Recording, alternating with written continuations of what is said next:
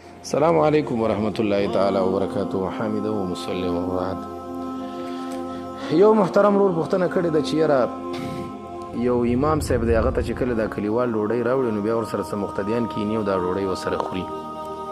دې مقتدیانو ته د دې ډوډۍ د خوړلو دا شرعي حکم څه دی؟ جناب عالی که شرطه د امام صاحب په دې ډوډۍ خوړلو باندې رضایت وي، دی پر باندې راضي وي، پې خوشحاله او ښه خاندي او بړقېږي ورسره، او دا نور ملګري هم کله کله خرچه کوي، او په کار هم ده چې امام صاحب سره بل سړی دی ورسره ډوډۍ وخوري، ځکه چې ځان ته ډوډۍ خوړل خو خوند هم نه کوي. مړه یو سړی ابراهیم علیه السلام و، هغه به کله بغیر د میلمه نه ډوډۍ نه خوړله، او مولیان خو هسې هم وایي چې العلماء ورثة الانبیاء، دا د انبیاء وارثان دي. دا حدیث دی، دا مې چې درته ویلی دا صحیح حدیث دی. نو امامان خو هسې هم ځان د انبیاء وارثان ګڼي، نو بیا خیر دی که بل چا ورسره ډوډۍ وخوړه. په دې د امام صاحب خفه کېږي هم نه، ځکه د کور والا پخ کړی هم نه ده، پې ستړی شوی هم نه ده کور والی، نو که یو مقتدي ورسره وخوړه نو څه چل وشي، خیر دی.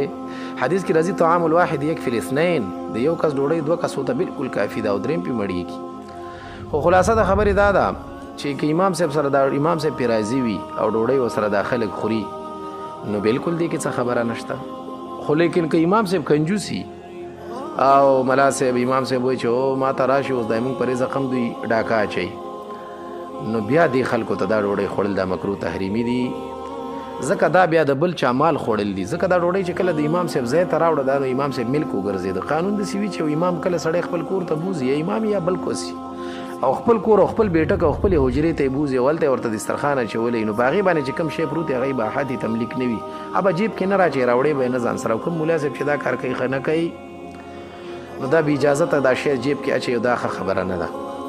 لیکن چې کله امام صاحب ته راوړي، د امام صاحب کمره وي، کوری وي، یو ځای د امام صاحب متعین، هغې ته عربۍ کې تکریمه وي، د امام صاحب تکریمه وي، هلته امام صاحب کیني پاسي وده کېږي، خوراک څښاک پکې کوي، هغې ځای ته چې ورته یو شی څوک راوړي هغه بیا تملیک وي، بیا اباحت نه وي.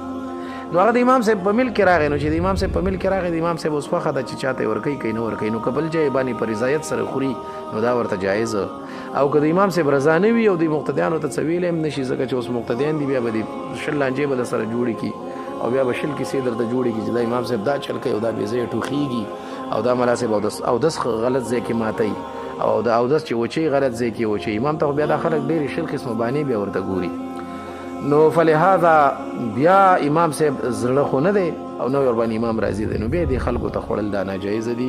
د دې حکم بالکل د هغه مسلې حکم دی چې هغه کومه مسله مخکې موږ حل کړې، د چا دعوت ته بغیر د بللو تلل، نو هغې کې مکمل حوالې هم شته. اصل کې په دې کې حدیث دی، نبي علیه السلام فرمایي لا یحل مال امرئ مسلم الا من طیب نفسه، د یو مسلمان ډوډۍ ته بغیر د هغه د طیب النفس نه، د اجازې او د زړه د رضایت نه بغیر نشي خوړی، او که ودې خوړه دا تا ته حلاله نه ده.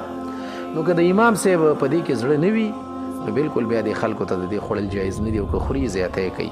او نور هغه بله مسله زه درلیږم، په هغې کې حوالې هم شته مکمل، هر څه پکې شته دی، هغه هم ورسره بیا واورئ، حوالې په هغې کې واورئ، او نوره مسله مې درته بیان کړه. السلام علیکم.